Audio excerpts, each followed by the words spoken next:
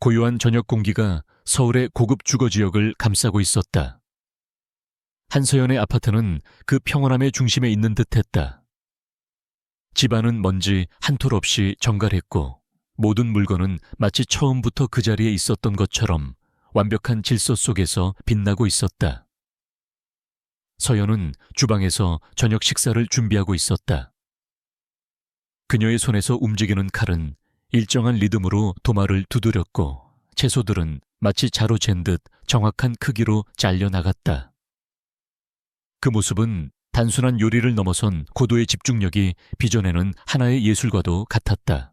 그녀의 귓가는 잔잔한 클래식 음악 대신 냉정한 목소리로 세계 경제 동향을 분석하는 팟캐스트가 흐르고 있었다. 남편 강민준이 퇴근할 시간이 가까워지자 그녀는 팟캐스트를 끄고 부드러운 재즈 음악으로 바꿨다. 현관문 비밀번호 누르는 소리가 들리자 그녀는 마지막으로 요리를 확인하고 완벽한 미소와 함께 현관으로 향했다. 문이 열리고 피곤에 지친 민준의 모습이 드러났다. 그의 값비싼 양복은 구겨져 있었고 어깨는 무거운 짐을 진 것처럼 축 처져 있었다. 다녀왔어요, 여보. 서연은 그의 넥타이를 부드럽게 풀어주며 그의 뺨에 가볍게 입을 맞췄다. 그녀의 목소리는 지친 남편의 마음을 녹이는 따스함을 담고 있었다. 민주는 아내의 다정한 환대에 잠시나마 시름을 잊은 듯 희미하게 미소 지었다. 서연은 그의 서류 가방을 받아들고 그가 편한 실내복으로 갈아입을 수 있도록 도왔다. 그녀의 모든 행동에는 군더더기 없는 효율성과 깊은 배려가 배어 있었다. 식탁에는 정성스럽게 차려진 저녁 식사가 그들을 기다리고 있었다. 따뜻한 김이 피어오르는 찌개와 맛깔스러운 반찬들이 민준의 식욕을 돋우기 위해 준비되었다. 하지만 그는 수저를 든 채 좀처럼 입으로 가져가지 못했다. 그의 시선은 허공을 맴돌았고 깊은 생각에 잠긴 듯 보였다. 서연은 아무것도 묻지 않고 그저 조용히 그의 맞은편에 앉아 식사를 시작했다. 침묵이 흐르는 동안 그녀는 남편의 얼굴에 드리운 어두운 그림자를 세심하게 관찰했다. 결국 침묵을 깬 것은 민준이었다. 미안해요. 오늘 회사에서 일이 좀 있어서. 그의 목소리는 평소보다 훨씬 가라앉아 있었다. 서연은 부드러운 눈길로 그를 바라보며 말했다. 괜찮아요. 무슨 힘든 일 있어요. 당신 얼굴이 너무 안 좋아 보여요. 그녀의 걱정 어린 목소리에 민준은 마침내 무거운 입을 열기 시작했다. 그는 미래그룹의 명운이 걸린 중요한 프로젝트 이노비아 바이오 인수건에 대해 털어놓았다. 민준의 설명에 따르면 이노비아는 규모는 작지만 혁신적인 특허 기술을 보유한 알짜배기 바이오 회사였다. 미래그룹이 차세대 성장 동력을 확보하기 위해서는 반드시 성공시켜야 할 인수합병이었다. 하지만 문제는 태아건설이라는 거대한 경쟁자의 등장이었다. 특히 태아건설의 최진환 회장은 업계에서 무자비하고 탐욕스럽기로 악명 높은 인물이었다. 그는 정상적인 방법이 아닌 온갖 불법적인 수단을 동원해 이노비아를 적대적으로 인수하려 하고 있었다. 최진환 그 늙은 여우가 유령 회사를 여러 개 동원해서 이노비아 주식을 몰래 사들이고 있어요. 시장에는 악성 루머를 퍼뜨려서 주가를 흔들고 우리 쪽 사람들에게는 협박까지 서슴지 않고 있고요. 우리 팀은 속수무책으로 당하고만 있어요. 이러다가 정말 눈앞에서 다 빼앗기게 생겼어요. 민주는 주먹을 꽉 쥐며 분노와 무력감을 토해냈다. 그의 눈에는 좌절감이 가득했다. 그의 경력에서 가장 중요한 순간이었지만 그는 거대한 벽 앞에서 아무것도 할 수 없었다. 서여연은 사랑하는 남편의 고통을 고스란히 느끼는 듯한 표정으로 그의 이야기를 경청했다. 그녀는 따뜻한 말로 그를 위로했다. 당신은 최선을 다하고 있잖아요. 너무 자책하지 말아요. 분명히 길이 있을 거예요. 하지만 그녀의 머릿속은 남편의 감정에 공감하는 것 이상으로 그가 뱉어내는 정보들을 냉철하게 분석하고 있었다. 그녀의 뇌는 거대한 데이터베이스처럼 관련 정보들을 재구성하고 연결하기 시작했다. 위기 상황을 본능적으로 감지하고 해결책을 모색하는 과거의 자신이 깨어나고 있었다. 그녀는 마치 순진한 아내가 남편의 일을 이해하려는 듯 조심스럽게 질문을 던졌다. 태아 쪽 인수합병팀을 이끄는 사람은 누구예요? 이노비아의 주주 구성은 어떻게 되어 있고요? 혹시 태아건설의 최근 자금 흐름에 대해서는 확인해 봤어요? 그녀의 질문은 너무나도 핵심을 꿰뚫고 있었다. 순간 민주는 놀란 눈으로 아내를 바라보았다. 평범한 가정주부의 입에서 나올 법한 질문이 아니었다. 하지만 그는 곧 아내가 자신을 돕기 위해 애쓰고 있다고 생각하며 대수롭지 않게 넘겼다. 그런 것까지 신경 쓸 필요 없어요. 당신까지 머리 아플라. 어서 식사나 마저 해요. 민주는 애써 미소를 지으며 아내의 걱정을 덜어주려 했다. 그는 자신의 아내가 얼마나 비범한 두뇌를 가졌는지, 그녀의 질문이 얼마나 날카로운 분석에 기반한 것인지 전혀 알지 못했다. 그에게 한서연은 그저 세상 물정 모르는 착하고 아름다운 아내일 뿐이었다. 식사가 끝난 후에도 무거운 분위기는 가시지 않았고 민주는 지친 몸을 이끌고 먼저 침실로 들어갔다. 홀로 남은 서연은 식탁을 정리했다. 그녀의 움직임은 여전히 우아했지만 눈빛은 이전과 완전히 달라져 있었다. 따뜻하고 부드러운 아내의 모습은 사라지고 그 자리에는 냉혹한 승부사의 눈빛이 번뜩였다. 그녀는 조용히 서재로 향했다. 민주는 그 방을 아내가 꽃꽂이를 하거나 책을 읽는 평범한 취미 공간으로 알고 있었다. 하지만 문이 닫히는 순간 그 방은 세상에서 가장 위험한 전략가의 지휘 통제실로 변모했다. 방 안은 극도로 미니멀하게 꾸며져 있었지만 벽에 걸린 동양화 뒤에는 여러 대의 모니터가 숨겨져 있었다. 서연은 익숙하게 노트북을 열고 암호화된 시스템에 접속했다. 그녀의 손가락이 키보드 위에서 폭풍처럼 움직였다. 화면에는 태아건설의 재무제표 최진환 회장의 개인 비리 파일, 그리고 그들이 이용하는 유령 회사들의 복잡한 지분 구조도가 쉴 새 없이 떠올랐다. 그녀는 방대한 정보의 바다를 능숙하게 항해하며 핵심적인 약점을 찾아내고 있었다. 몇 년 동안 잠들어 있던 전설적인 M&A 전문가 헬레나의 감각이 완벽하게 되살아나고 있었다. 화면에 떠있는 최진환 회장의 탐욕스러운 얼굴 사진을 바라보며 서연의 입가에 차가운 미소가 걸렸다. 남편의 눈물을 닦아주기 위해, 그리고 부패한 권력의 오만함을 부수기 위해 그녀는 다시 한번 전쟁터로 돌아가기로 결심했다. 이제 사냥꾼은 자신이 누구에게 사냥당하고 있는지조차 모른 채 거대한 덫 안으로 걸어 들어오고 있었다. 다음 날 아침 집 안에는 고소한 빵 굽는 냄새와 갓 내린 커피 향이 가득했다. 한서연은 어젯밤에 냉혹한 전략가 헬레나의 흔적을 완벽하게 지우고 다시 다정한 아내의 모습으로 돌아와 있었다. 그녀는 남편 강민준을 위해 영양가 높은 아침 식사를 준비했다.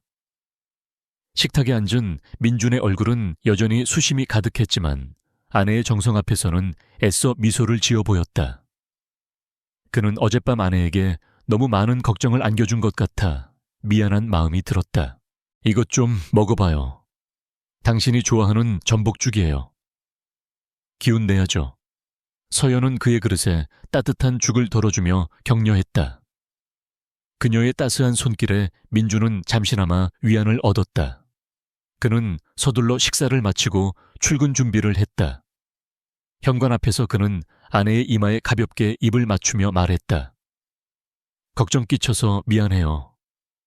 그래도 당신이 있으니 힘이 나네. 다녀올게요.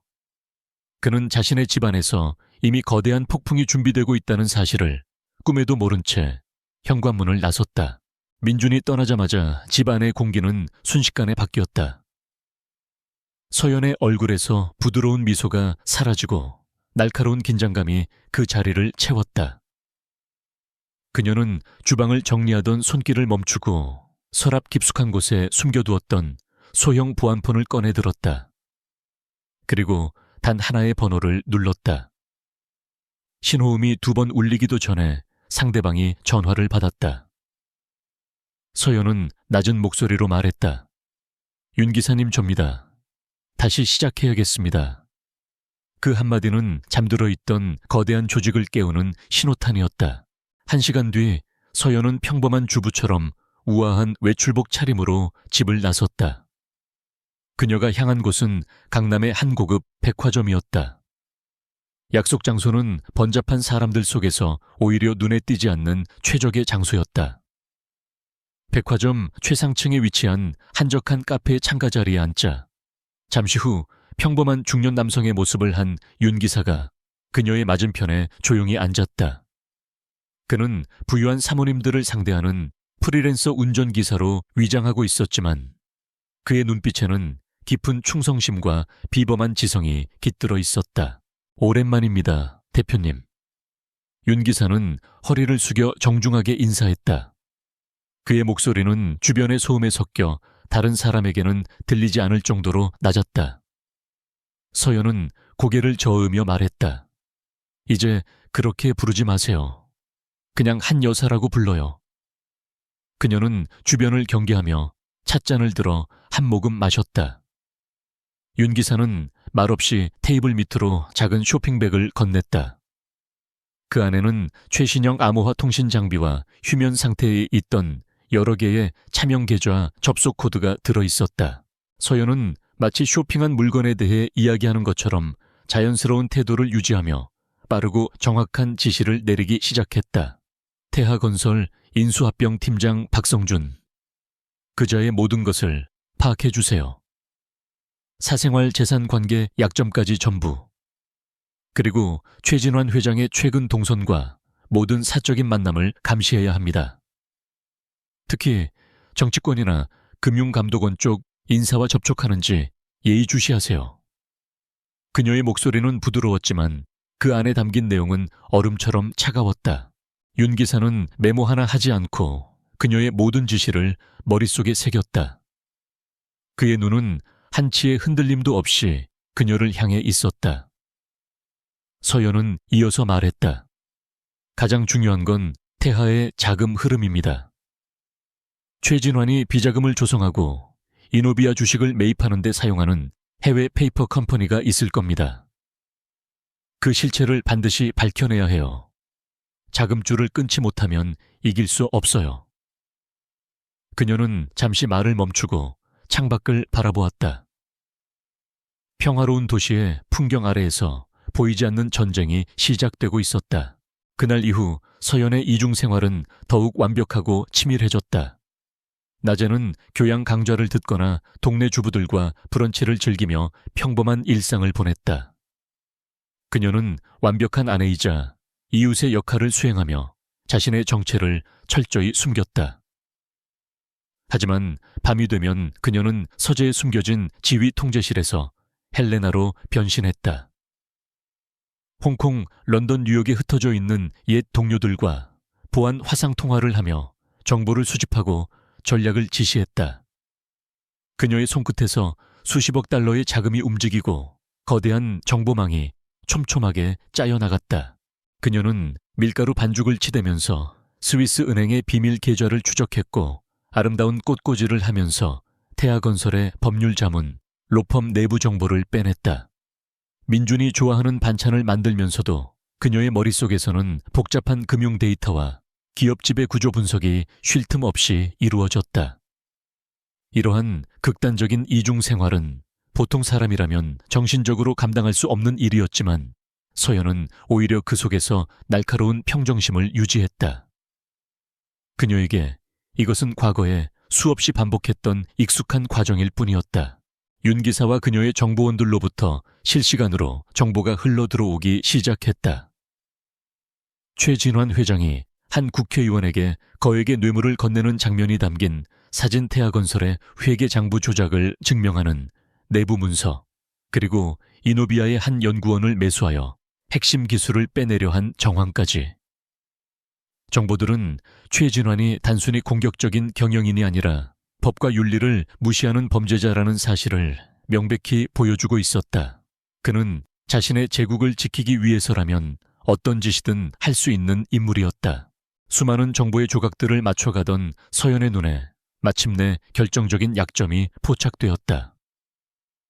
케이맨 제도에 등록된 블루스톤 홀딩스라는 이름의 페이퍼 컴퍼니였다. 서류상으로는 아무런 관련이 없어 보였지만 복잡한 자금 세탁 과정을 역추적한 결과 이 회사가 바로 최진환의 비밀 금고이자 이번 적대적 인수의 핵심 자금줄이라는 사실이 드러났다. 모든 불법적인 거래가 이 회사를 통해 이루어지고 있었다. 서연은 목표물을 설정했다. 이제 정밀 타격만이 남아있었다. 그날 저녁 서연은 저녁 식사를 준비하며 콧노래를 흥얼거리고 있었다. 그때 민준에게서 전화가 걸려왔다. 그의 목소리는 그 어느 때보다 지쳐 있었다. 여보, 나 오늘 또 늦을 것 같아. 태아놈들이 이노비아의 우호 지분을 추가로 확보했어. 이제 정말 끝이 보이는 것 같아. 그의 목소리에서 깊은 절망감이 느껴졌다. 서연은 다시 따뜻한 아내의 목소리로 그를 위로했다. 너무 무리하지 말아요. 저녁 거르지 말고 꼭 챙겨 먹고요. 집에 오면 맛있는 야식 준비해 놓을게요. 전화를 끊은 후 그녀는 끓고 있는 찌개를 국자로 휘저었다. 김이 피어오르는 냄비 위로 그녀의 차가운 눈빛이 스쳐 지나갔다. 그녀는 나지막이 읊조렸다. 최진환 이제 게임을 시작해볼까. 그녀의 머릿속에서는 이미 태아건설의 숨통을 조일 첫 번째 계획이 완성되어 있었다. 평범한 가정의 주방에서 수조 원이 걸린 거대한 전쟁의 서막이 조용히 오르고 있었다. 서울 여의도 증권거래소의 객장은 아침부터 뜨거운 열기로 가득했다. 수많은 모니터에 쉴 새 없이 숫자들이 전멸했고 투자자들의 희비가 엇갈리는 함성이 공기를 채우고 있었다. 모든 것이 평소와 다름없는 역동적인 아침이었다. 같은 시각 태아건설의 최진환 회장은 자신의 제국 꼭대기에 위치한 화려한 집무실에서 승리의 축배를 들고 있었다. 그의 앞에는 측근들이 아첨 섞인 미소를 지으며 서 있었다. 이노비아 바이오의 주식을 추가로 확보하면서 승기는 이제 완전히 태아 쪽으로 넘어온 것처럼 보였다. 미래 그룹 놈들, 이제 백기를 들 때가 됐을 텐데. 감히 이 최진환에게 덤벼든 걸 후회하게 만들어줘야지. 최 회장은 고급 와인이 담긴 잔을 흔들며 거만하게 웃었다.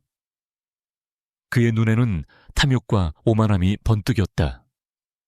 그는 자신이 이 게임의 지배자이며 그 어떤 변수도 자신의 계획을 막을 수 없다고 확신했다.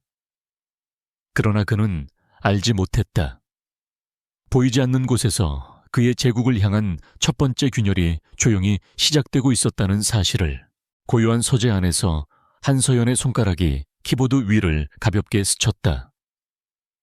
그녀는 다중 프록시 서버와 철저한 암호화 시스템을 통해 자신의 흔적을 완벽하게 지웠다. 그리고 유럽에 있는 과거에 그녀가 도움을 주었던 신뢰할 수 있는 경제 전문 기자에게 암호화된 이메일 하나를 보냈다. 그 안에는 태아건설에 대한 직접적인 공격이 아닌 훨씬 더 교묘하고 치명적인 정보가 담겨 있었다. 바로 태아건설이 몇 년 전 동남아시아에서 진행했던 대규모 교량 건설 프로젝트의 안전 보고서를 조작했다는 증거였다. 그 정보는 단순한 비리 폭로가 아니었다. 그것은 태아건설이라는 기업의 근간을 흔들 수 있는 신뢰의 문제였다. 특히 해외 투자자들에게는 기업의 도덕성이 투자 가치를 결정하는 중요한 척도였다. 서연은 최진환이 이노비아 인수에 집중하느라 다른 곳에 신경 쓸 여력이 없을 것이라는 점을 정확히 계산했다. 그녀의 첫 번째 공격은 적의 심장이 아닌 다리를 먼저 노리는 것이었다. 뉴스는 영향력 있는 유럽의 한 경제 전문 웹사이트를 통해 처음으로 터져나왔다. 대한민국 대표 건설사 태하 해외 교량 안전 보고서 조작 의혹이라는 자극적인 제목의 기사는 순식간에 전 세계 금융가로 퍼져나갔다. 곧이어 국내 언론들이 앞다투어 이 소식을 인용 보도하기 시작했고 파장은 걷잡을 수 없이 커졌다. 월요일 아침 주식시장이 열리자마자 태아건설의 주가는 폭락하기 시작했다. 외국인 투자자들이 가장 먼저 반응했다. 그들은 태아건설의 주식을 대량으로 내다 팔기 시작했고 이는 국내 기관과 개인 투자자들의 투매 심리를 자극했다. 불과 몇 시간 만에 태아건설의 시가총액은 수천억 원이 증발했다. 이노비아 인수에 막대한 자금을 쏟아붓고 있던 최진환 회장에게는 치명적인 타격이었다. 자금 압박이 시작되면서 그의 공격적인 인수 전략에도 제동이 걸리기 시작했다. 미래그룹의 사무실은 그야말로 혼돈에 빠졌다. 강민준과 그의 팀원들은 갑작스러운 태아건설의 위기 소식에 어안이 벙벙했다. 그들은 밤새도록 태아의 공세에 대응할 전략을 짜고 있었는데 아침이 되자 상황이 급변한 것이다.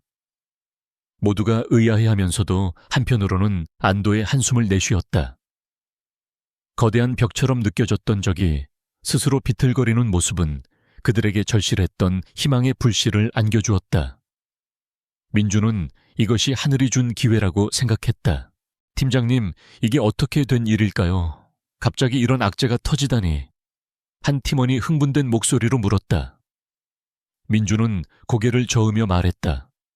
나도 모르겠네. 하지만 분명한 건 우리에게 시간이 생겼다는 거야. 태아가 주가 방어에 신경 쓰는 동안 우리는 이노비아의 주주들을 다시 설득해야 해. 모두 정신 바짝 차리자고 그는 팀원들을 독려했지만 마음 한구석의 의구심은 지울 수 없었다. 이 모든 것이 너무나도 절묘한 타이밍에 일어난 우연처럼 느껴지지 않았다. 같은 시각 태아건설의 집무실은 축제 분위기에서 순식간에 지옥으로 변해 있었다. 최진환 회장은 화산처럼 분노를 터뜨리고 있었다. 그의 손에 들려있던 최고급 크리스털 잔이 벽에 부딪혀 산산조각 났고 그의 고함 소리가 복도까지 울려 퍼졌다. 어떤 놈이야 감히 내 뒤통수를 쳐 당장 알아내. 그는 책상 위의 서류들을 집어던지며 소리쳤다. 그의 이성은 마비되었고 동물적인 분노만이 그를 지배하고 있었다. 그는 이 정보 유출의 배후에 당연히 미래그룹이 있을 것이라고 단정했다. 자신들의 패배를 직감한 놈들이 비열한 수법을 쓴 것이라고 생각했다. 그의 머릿속은 피해망상으로 가득 차기 시작했다. 그는 즉시 보안팀장을 호출했다. 국정원 출신의 잔인하고 냉혹하기로 소문난 남자였다. 쥐새끼를 찾아내. 살아서 내 앞에 기어오게 만들든 죽어서 실려오게 만들든 상관없어. 뼈까지 발라내버려. 최 회장의 눈은 살기로 번뜩였다. 최 회장의 명령이 떨어지자 태아건설의 보안팀은 즉시 움직이기 시작했다. 그들은 언론사 기자들을 협박하고 불법적인 해킹을 통해 미래그룹의 서버에 침투하려 시도했다. 또한 강민준을 포함한 미래그룹의 핵심 임원들에 대한 은밀한 미행과 감시를 시작했다. 보이지 않는 전쟁은 이제 금융시장을 넘어 어둡고 위험한 현실 세계로 번지고 있었다. 서연의 첫 번째 공격은 최진환의 이성을 마비시키고 그가 스스로 실수를 저지르도록 유도하는 완벽한 계략이었다. 그 시간 모든 혼란의 중심에 있는 한서연은 한적한 도의 공방에서 물레를 돌리고 있었다. 그녀의 손은 젖은 흙 위에서 부드럽고 침착하게 움직이며 아름다운 형태를 빚어내고 있었다. 그녀의 표정은 평온 그 자체였고 마치 세상의 모든 소음으로부터 벗어나 있는 듯했다. 하지만 그녀의 귀 속에 꽂힌 초소형 무선 이어폰에서는 실시간으로 변화하는 주식 시세와 금융 뉴스 속보가 쉴 새 없이 흘러나오고 있었다.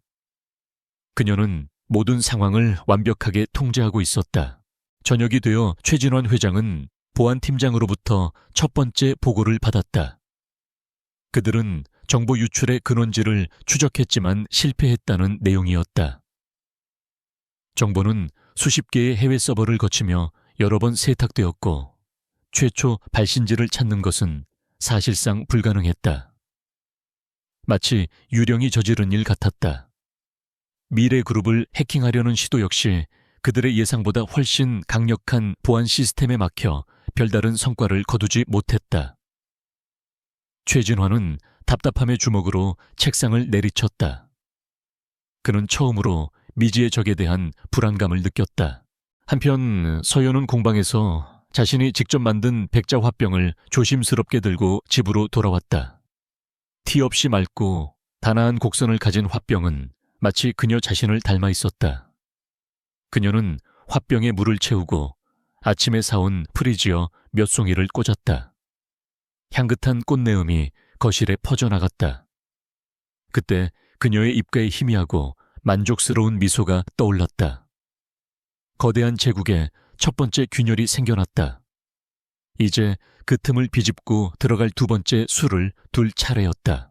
태아건설 내부는 최진환 회장의 분노와 편집증으로 인해 얼어붙어 있었다. 주가 폭락 사태 이후 그는 사소한 실수에도 직원들을 해고했고 임원회의는 고성과 질책으로 가득 찼다. 그는 보이지 않는 적에 대한 공포와 분노에 사로잡혀 있었고 그 불안감은 그룹 전체를 병들게 했다. 최 회장은 주가를 방어하기 위해 막대한 자금을 쏟아부으면서 동시에 이노비아 인수를 강행하는 무리수를 두고 있었다. 그의 제국은 이제 외부의 공격뿐만 아니라 내부의 불안정성이라는 새로운 위협에 직면하게 되었다. 한서연은 이 기회를 놓치지 않았다. 그녀는 최진환이 만들어낸 혼란의 연못에 두 번째 돌을 던질 준비를 마쳤다. 그녀는 윤 기사를 통해 조세 피난처에 잠들어 있던 여러 개의 유령 회사를 활성화시켰다. 각기 다른 국적과 이름을 가진 이 회사들은 마치 서로 아무런 관련이 없는 것처럼 태아건설의 가장 수익성 높은 상장 자회사 세 곳의 주식을 조용히 매입하기 시작했다. 매입량은 금융당국의 감시망에 걸리지 않을 정도로 소량이었지만 합치면 나중에 태하의 경영권을 흔들 수 있는 의미 있는 지분이 될 것이었다. 그녀의 진짜 목적은 경영권 찬탈이 아니었다. 그것은 일종의 금융적인 지렛대를 확보하는 것이었다. 결정적인 순간에 이 지분을 이용해 최진환의 자금줄의 혼란을 야기하고 그의 의사결정을 마비시키는 것이 헬레나의 계획이었다. 그녀는 거미처럼 조용하고 정교하게 거미줄을 치고 있었다. 최진환은 자신의 목에 여러 겹의 올가미가 걸리고 있다는 사실을 전혀 눈치채지 못한 채 눈앞의 이노비아라는 먹잇감에만 집중하고 있었다. 한편 서연은 남편 강민준을 위한 또 다른 무대를 준비하고 있었다. 이노비아 인수전의 가장 큰 난관은 김 박사라는 이름의 고집 센 노 교수였다. 그는 이노비아의 창립 멤버이자 핵심 기술 개발자로 5%라는 무시할 수 없는 지분을 보유하고 있었다. 그는 기업의 탐욕을 혐오했고 미래그룹과 태아건설 양쪽의 제안을 모두 단칼에 거절한 상태였다. 서연은 그에 대한 뒷조사를 통해 아주 사적인 정보를 하나 알아냈다. 바로 그가 첼리스트인 외동딸을 세상에서 가장 아낀다는 사실이었다. 며칠 뒤 민주는 책상 위에 놓인 작은 봉투 하나를 발견했다. 안에는 그가 이름도 들어보지 못한 작은 아트홀에서 열리는 첼로 독주회 티켓 2장이 들어있었다. 발신인은 과거에 도움을 주었던 오래된 고객으로 되어 있었다. 그는 아내에게 전화를 걸어 이 사실을 알렸다. 서연은 마치 정말 놀란 것처럼 기쁜 목소리로 말했다. 어머, 잘 됐네요. 요즘 당신 너무 힘들어 보였는데 우리 오랜만에 데이트해요. 가서 머리도 좀 식히고 와요. 민주는 최근 아내에게 소홀했던 것이 미안했던 터라 그녀의 제안을 흔쾌히 받아들였다. 하지만 독주회 당일 저녁 서연은 갑자기 심한 편두통을 호소하며 침대에 누웠다. 그녀는 미안한 표정으로 민준의 손을 잡으며 말했다. 정말 미안해요. 하지만 이 티켓을 그냥 버리기는 너무 아깝잖아요. 당신이라도 혼자 다녀오면 안 될까요? 아니면 회사 동료라도. 좋은 음악을 들으면 분명 기분 전환이 될 거예요. 그녀의 연기는 너무나도 완벽해서 민주는 아무런 의심도 하지 못했다. 결국 민주는 아내의 성화에 못 이겨 홀로 연주회장으로 향했다. 작지만 품격 있는 공연장이었다. 그는 자리에 앉아 팜플렛을 보다가 연주자의 이름이 김연아라는 것을 발견했다. 그리고 그 옆에 작게 쓰인 지도교수 김진우라는 이름도. 그는 무언가 이상했지만 단순한 동명이인일 것이라고 생각하며 대수롭지 않게 넘겼다. 연주가 시작되자 그는 첼로의 깊고 풍부한 선율에 완전히 매료되었다. 오랜만에 느껴보는 평온함이었다. 연주 회 중간 휴식 시간, 민주는 음료를 마시기 위해 로비로 나왔다. 그때 누군가와 어깨를 부딪혔다. 아, 죄송합니다. 그가 고개를 숙여 사과하는 순간 그는 상대방이 바로 그토록 만나고 싶어 했던 김 박사라는 것을 깨달았다. 김 박사 역시 그를 알아보고는 경계심 가득한 눈빛으로 쳐다보았다. 민주는 순간 당황했지만 며칠 전 아내가 무심코 던졌던 조언이 떠올랐다. 때로는 사람들이 원하는 건 거래가 아니라 그냥 자기 얘기를 들어주는 거예요. 민주는 사업 이야기는 일절 꺼내지 않았다. 대신 그는 진심 어린 표정으로 말했다. 박사님 따님 연주 정말 감동적이었습니다. 특히 바흐의 무반주 첼로 모음곡은 정말 대단하더군요. 그는 학창시절 첼로 동아리에서 활동했던 경험을 이야기하며 음악에 대한 순수한 감상을 나누었다. 계약서를 들이밀지 않는 그의 의외의 모습에 김 박사의 경계심이 조금씩 허물어지기 시작했다. 두 사람은 잠시 동안 비즈니스가 아닌 음악과 예술에 대한 즐거운 대화를 나누었다.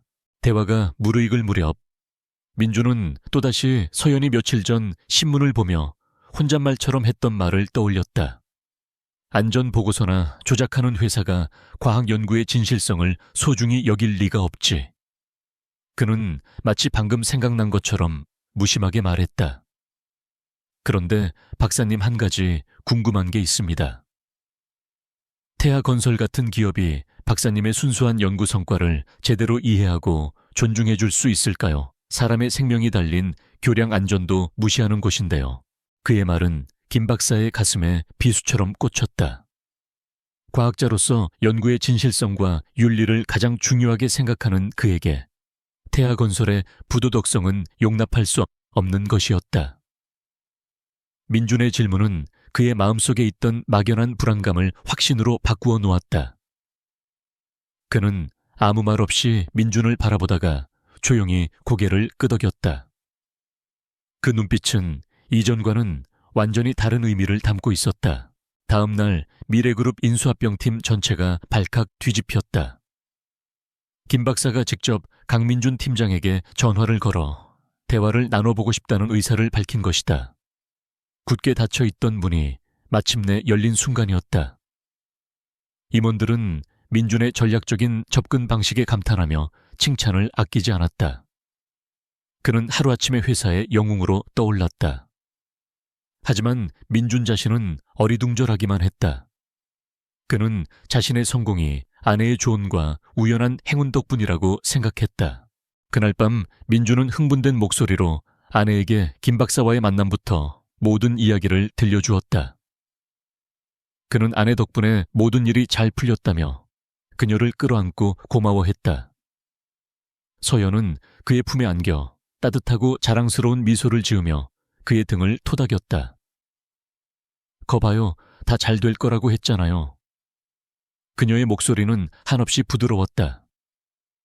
남편이 잠든 후 그녀는 서재로 돌아와 노트북 화면에 떠있는 2단계 완료라는 제목의 파일을 확인했다. 금융시장과 인수협상 양쪽 모두에서 덫은 완벽하게 설치되었다. 최진환 회장의 집무실에는 더 이상 오만함의 흔적을 찾아볼 수 없었다. 그는 초조하게 방안을 서성였고 그의 눈은 불신과 의심으로 충혈되어 있었다. 김 박사가 미래그룹과 협상을 시작했다는 소식은 그의 마지막 남은 이성의 끈을 끊어버렸다. 그는 자신이 완벽하게 통제하고 있다고 믿었던 게임의 판이 완전히 뒤집히고 있음을 직감했다. 보이지 않는 적은 그의 재정을 공격했을 뿐만 아니라 이제 그의 심리까지 파고들어 조종하고 있었다. 그는 내부의 배신자를 확신했다. 그의 광기 어린 의심은 잔혹한 마녀 사냥으로 이어졌다. 그는 자신의 최측근 임원들을 한 명씩 집무실로 불러들여 취조하기 시작했다. 그 중에는 이번 이노비아 인수를 총괄하던 박성준 전무도 포함되어 있었다. 최 회장은 증거도 없이 그들을 배신자로 몰아붙이며 고함과 욕설살벌한 협박을 퍼부었다. 내부 정보를 미래놈들에게 팔아넘긴 쥐새끼가 누구야? 지금 자수하면 목숨은 살려주지. 그의 폭력적인 행동은 수십 년간 충성을 바쳐온 임원들의 마음에 깊은 상처와 공포 그리고 배신감을 심어주었다. 태아건설이라는 거대한 성은 이제 충성심이 아닌 공포에 의해 겨우 유지되고 있었다. 한때 철옹성 같았던 조직의 결속력은 급격히 무너지기 시작했다. 한서연은 이 내부의 균열을 예리하게 파고들었다. 그녀는 박성준 전무의 약점을 정확히 알고 있었다. 거액의 도박 빚과 내연녀 문제. 그녀는 제3자를 통해 박 전무에게 은밀하게 접촉했다. 살고 싶으면 다른 사람을 제물로 바쳐라. 메시지는 간결하고 위협적이었다. 서연은 박 전무에게 조작된 정보를 흘렸다. 최 회장의 충신 중 한 명인 재무담당 이사가 미래그룹과 내통하고 있다는 거짓 증거였다. 박 전무는 자신의 목숨을 구하기 위해 망설임 없이 그 미끼를 물었다. 그는 마치 자신이 엄청난 비밀을 알아낸 것처럼 최 회장에게 달려가 거짓 정보를 보고했다. 분노와 편집증에 눈이 먼 최 회장은 그 어떤 확인 절차도 거치지 않고 박 전무의 말을 그대로 믿어버렸다. 최 회장은 즉시 재무이사를 해고하고 그가 진행하던 수천억 원 규모의 해외 자금 조달 프로젝트를 중단시켰다. 하지만 그 재무이사는 최 회장에게 끝까지 충성했던 유능한 인물이었고 그 프로젝트는 태아건설의 유동성을 유지시켜줄 마지막 생명줄이었다. 그의 어리석은 결정은 태아건설에 회복 불가능한 재정적 손실을 안겨주었다. 서연은 자신의 집에서 태아건설 자회사들의 주가가 다시 한번 폭락하는 것을 조용히 지켜보고 있었다. 그녀가 미리 매입해두었던 소량의 지분들이 이제 보이지 않는 압력으로 작용하기 시작했다. 태아건설이 내부 분열과 재정 압박으로 최악의 상황에 빠지자 서연은 마침내 결정타를 날릴 때가 왔다고 판단했다. 그녀는 몇 주에 걸쳐 수집하고 정리한 모든 증거를 하나의 파일로 묶었다. 그 안에는 최진환이 정치인에게 뇌물을 건넨 증거, 유령 회사 블루스톤 홀딩스를 이용한 주가 조작 및 자금 세탁 내역 그리고 회사 돈을 횡령한 기록까지 그의 모든 범죄가 명백하게 담겨 있었다. 그것은 그 어떤 변호사도 빠져나갈 구멍을 찾을 수 없는 완벽한 증거 자료였다. 그녀는 2개의 동일한 암호화된 USB 드라이브를 준비했다.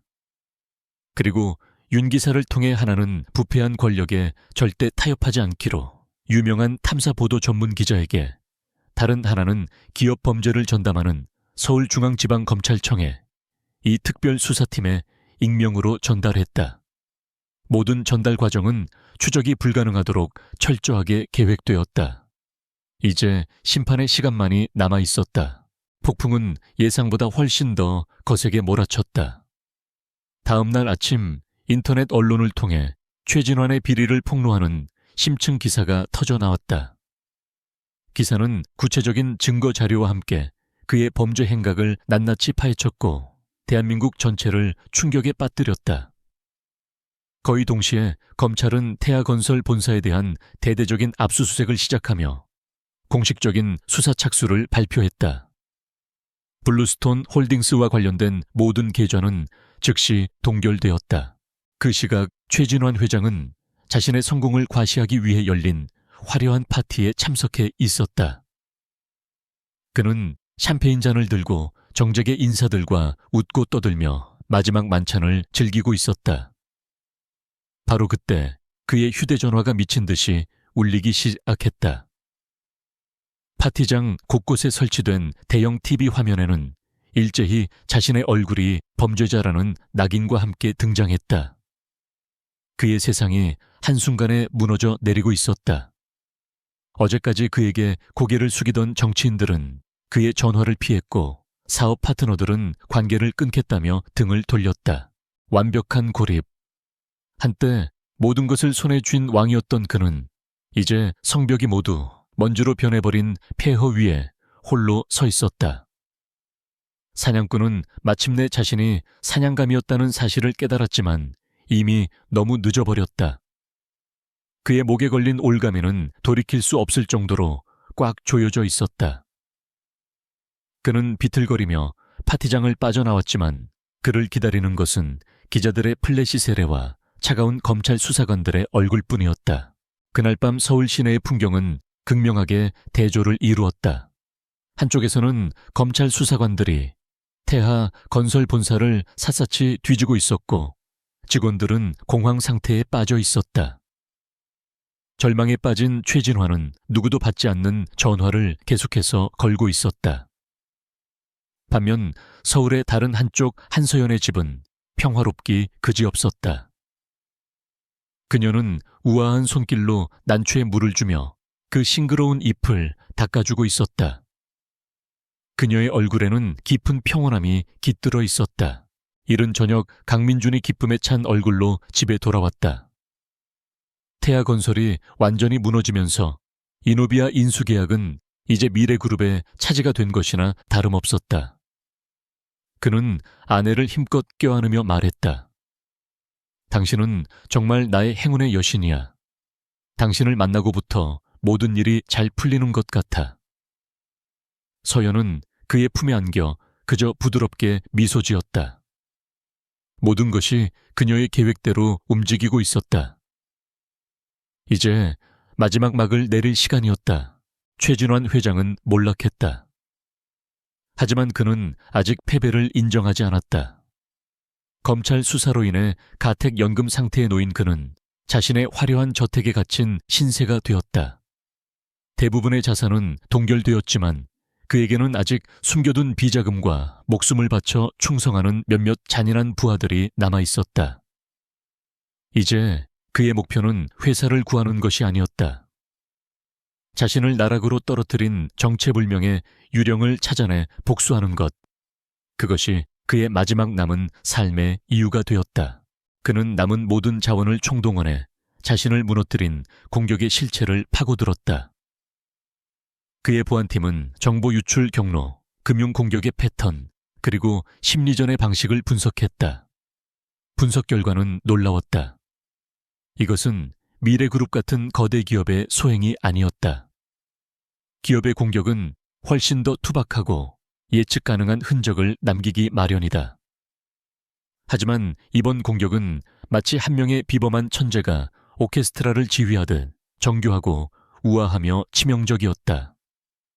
단 한 번의 실수도 없는 완벽한 작전이었다. 그들은 금융가의 어두운 뒷골목에 떠도는 오래된 소문들을 뒤지기 시작했다. 그리고 마침내 하나의 이름을 발견했다. 헬레나. 몇 년 전 혜성처럼 나타나 월스트리트를 공포에 떨게 했던 전설적인 기업 사냥꾼.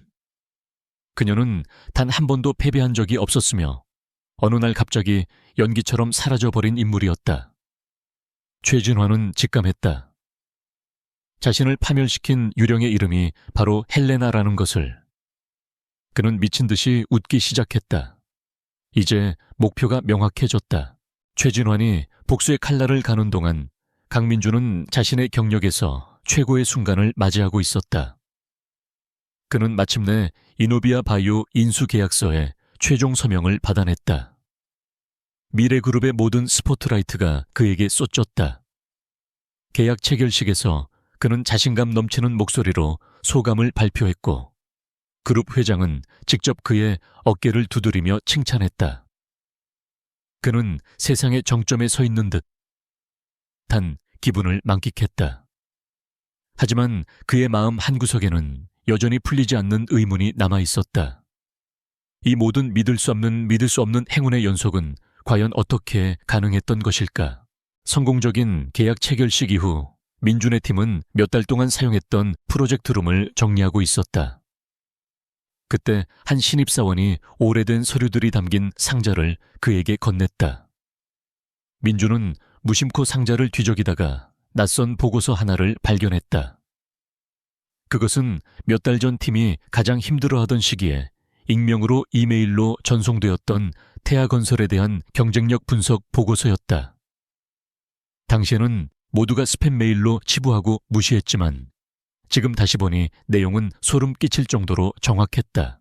보고서는 태아건설의 재무구조적 취약점과 최진환 회장의 성향을 완벽하게 분석하고 있었고 심지어 나중에 실제로 터졌던 문제점들을 정확하게 예측하고 있었다.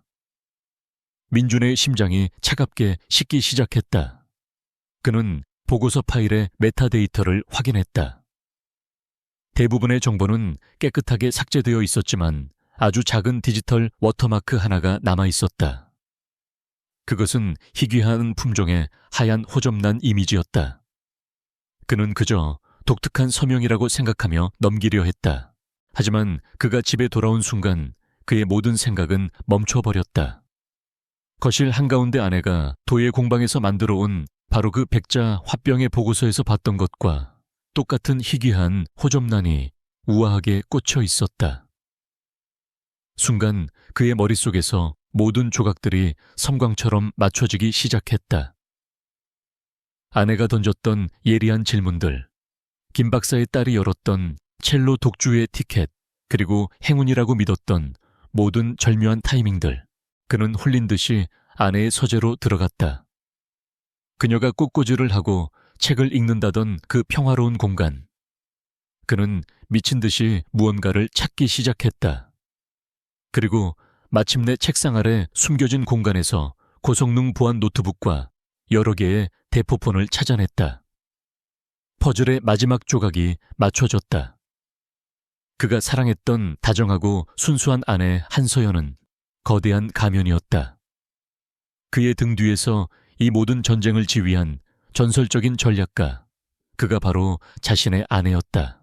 저녁이 되어 서연이 집에 돌아왔을 때 그녀를 맞이한 것은 어둠 속에 잠긴 서재와 그 안에 앉아있는 민준의 실루엣이었다. 책상 위에는 그녀의 비밀 노트북이 열려 있었다. 공기는 칼날처럼 날카로운 긴장감으로 가득했다. 민준은 분노가 아닌 깊은 혼란과 상처, 그리고 경외감이 뒤섞인 눈빛으로 그녀를 바라보았다. 그의 입술이 힘겹게 열렸다. 서연아, 당신 누구야? 그 질문은 그의 무너진 세계가 내는 비명과도 같았다. 서연은 그 순간 모든 게임이 끝났음을 알았다. 그녀는 더 이상 숨거나 변명하지 않았다. 그저 침착하고 슬픈 표정으로 그를 마주보았다. 그녀는 자신의 과거에 대해 이야기하기 시작했다. M&A 업계의 신동으로 불렸던 헬레나 로서의 삶. 너무나도 더럽고 추악한 세계에 환멸을 느끼고 평범한 삶을 찾아 모든 것을 버렸던 이유. 그리고 다시 돌아올 수밖에 없었던 이유. 그것은 바로 자신의 새로운 삶에서 가장 소중한 가치였던 남편 강민준을 지키기 위해서였다고. 그녀의 고백은 단순한 사실의 나열이 아니었다. 그것은 자신의 정체성과 남편에 대한 사랑, 그리고 자신의 선택에 대한 처절한 독백이었다. 그녀의 눈에서 눈물이 흘러내렸다. 냉혹한 전략가 헬레나의 눈물이 아닌 한 남자를 사랑한 아내 한서연의 눈물이었다. 민준은 거대한 충격 속에서 아무 말도 할 수 없었다. 그가 사랑한 아내는 그가 알던 사람이 아니었다. 그녀는 그의 가장 위대한 성공과 적의 몰락을 설계한 비밀스러운 천재였다. 그는 처음 보는 사람처럼 아내를 바라보았다. 그들의 관계는 이제 돌이킬 수 없이 변해버렸다. 서연의 고백이 끝난 후 서재에는 무거운 침묵이 내려앉았다. 시간은 멈춘 듯했고 오직 두 사람의 흔들리는 숨소리만이 공간을 채웠다. 강민주는 아내의 얼굴을 그녀가 흘리는 눈물을 그리고 그 너머에 숨겨져 있던 헬레나라는 거대한 존재를 받아들이기 위해 고군분투했다. 그의 머릿속에서는 배신감, 무력감, 그리고 경외감이라는 상반된 감정들이 거대한 폭풍처럼 휘몰아치고 있었다. 아내가 자신을 속였다는 사실에 상처받았지만 동시에 자신을 지키기 위해 모든 것을 걸었다는 사실에 심장이 저려왔다. 다음 날 새벽 뉴스를 통해 최진환 회장의 마지막 발악이 알려졌다. 그는 가택연금을 어기고 위조 여권을 이용해 밀항을 시도하다가 공항에서 체포되었다. 그를 돕던 마지막 충신들마저 모두 법의 심판을 받게 되었다. 태아건설이라는 거대한 제국은 공식적으로 해체 수순을 밟게 되었고 세상은 정의가 구현되었다며 환호했다. 하지만 민중과 서연에게 그 소식은 너무나도 멀게 느껴졌다. 세상의 폭풍은 멎었지만 이제 막 그들 두 사람만의 폭풍이 시작되고 있었다. 그들은 밤새도록 이야기를 나누었다. 민주는 그녀가 감수해야 했던 위험에 대해 혼자서 짊어져야 했던 두려움에 대해 물었다. 서연은 자신의 과거가 그들의 평화로운 삶을 망가뜨릴까봐 두려웠고 진실을 알게 된 남편이 자신을 다른 눈으로 보게 될까봐 무서웠다고 솔직하게 털어놓았다. 그것은 모든 가면을 벗어던진 고통스럽지만 반드시 필요했던 대화였다. 그들의 관계는 가장 깊은 상처를 드러내고 나서야 비로소 진정한 치유를 시작할 수 있었다. 다음 날 민주는 홀로 집을 나섰다. 그는 머리를 식히기 위해 몇 시간이고 정처 없이 걸었다. 그는 아내와 함께했던 모든 순간을 되돌아보았다. 그녀의 침착함, 모든 것을 손쉽게 해내는 듯한 능력, 그리고 핵심을 꿰뚫어 보던 지혜. 그가 사랑했던 아내의 모든 장점들은 사실 그녀의 본 모습을 보여주는 신호였다. 그는 깨달았다. 그녀는 자신을 악의적으로 기만한 것이 아니라 자신이 그토록 소중히 여겼던 평범한 행복을 지키기 위해 필사적이었던 것이다. 이제 그가 결정해야 할 시간이었다. 자신이 만들어낸 이상적인 아내의 허상이 아닌 한서연이라는 인간 전체를 사랑할 수 있을지. 그가 집에 돌아왔을 때 서연은 작은 가방에 자신의 짐을 싸고 있었다. 그녀의 얼굴에는 모든 것을 체념한 듯한 슬픈 표정이 어려 있었다. 아마도 남편이 자신을 받아들이지 못할 것이고 이제는 자신이 떠나야 할 시간이라고 생각한 모양이었다. 민주는 조용히 다가가 그녀의 손을 멈추게 했다. 그는 낮은 목소리로 말했다. 충격받았고 상처도 받았어. 하지만 화나지 않아. 대신 당신이 존경스러워. 그는 자신의 상처받은 자존심보다 아내를 향한 사랑이 훨씬 더 강하다는 것을 인정했다. 그는 아내를 자신의 품으로 끌어당겨 힘껏 안았다. 그것은 그들의 관계가 새로운 차원으로 나아가는 전환점이었다.